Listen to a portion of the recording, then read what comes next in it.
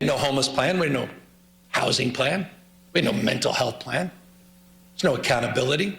There was little investment. Not a knock. It just wasn't the focus, the priority of Sacramento. It was the responsibility of cities and counties. I know this intimately as a former mayor.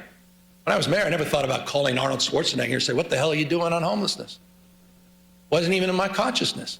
It was responsibility exclusively of cities and counties. That has fundamentally changed. We crafted new statewide programs. Just think about this. Don't forget about it.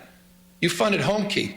You funded Project Room Key, that together have taken, quite literally, PolitiFact this, 72,000 people off the streets by converting hotels and motels and other properties into long-term housing. And by the way, we're seeing results.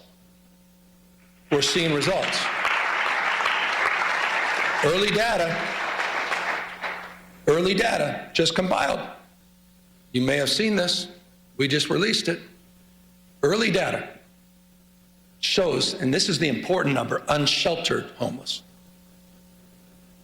that the number of unsheltered homeless in California dropped almost double digits, 9% last year in 2025. It dropped in the state of California. First time in over a decade and a half that we can lay claim to that.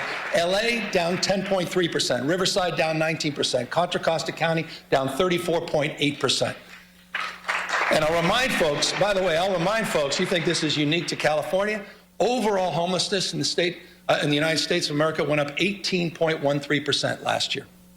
California, 2025, unsheltered homeless, 9% reduction. First time in almost 2 decades.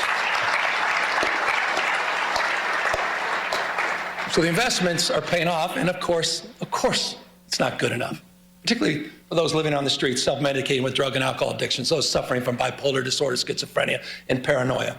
But because of your leadership and new tools to address this issue, we've modernized California's landmark conservatorship laws for the first time in over half a century. You created Care Court, a new legal framework to connect people with untreated psychosis to court-ordered services and housing. And the California voters, they did their part. They supported Proposition 1 with a passage in 2024, $6.38 billion. Here's a brief update for folks that just think this is all going to go away on its own and we don't have to make investments.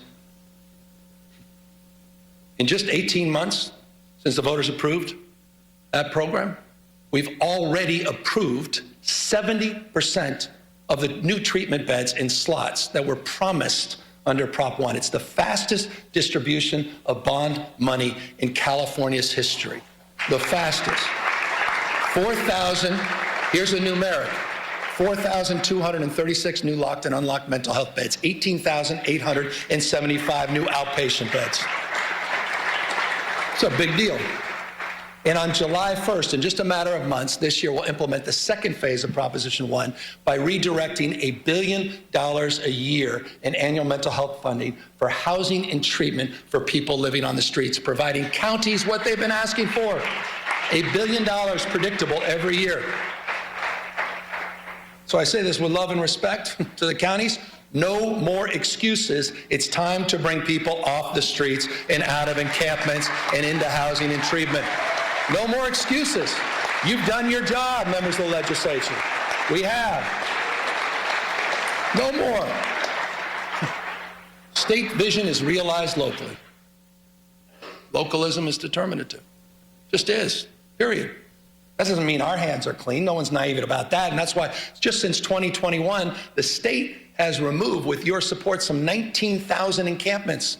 And we've worked with providers all across the state to get over 61,000 people out of those encampments and into services. We're seeing results, making streets safer for everyone, fully recognizing that quality of life is at the core of so much of the frustration people feel about our state.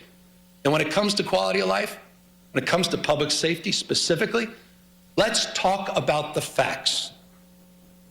For the first time in California's history, you stepped up, did something we've never done in the past. You provided grants to police departments, prosecutors, to combat organized crime, retail theft, and hold criminals accountable. You provided $267 million to 55 local law enforcement agencies. We deployed crime suppression teams We deployed them in Bakersfield. We deployed them in San Francisco. We deployed them in San Bernardino, in Oakland, and recently, because of the tragedy, the shooting in Stockton, we deployed them there. We're supporting local law enforcement. We're also supporting, with the help of the California Highway Patrol, a force that's been bolstered by the addition of 1,000 new officers. And here are the results. Here are the results. We have seen double-digit decreases in crime overall in the state of California. Property crime. Property crime down, aggravated assault down, car theft down, burglary down, robbery down, violent crime down. California cities are seeing record low homicide rates. Oakland, the lowest homicide rates since 1967. LA, the lowest since 1966. My old town, San Francisco, they're going to have to update their talking points, aren't they? My old town, San Francisco, the lowest homicide rates since 1954. 1954. Okay. Again, we got more work to do, but to those with that California derangement syndrome, I'll repeat, it's time to update your talking points.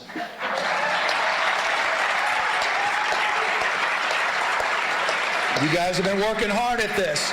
No one's walked away from public safety. You guys have been leaning into public safety. We didn't turn a blind eye to this. We invested in it. We did the hard work. We didn't sit by and moralize it. We didn't talk about it. We leaned in. You leaned in. And you're producing real results all throughout the state of California. Proud of that.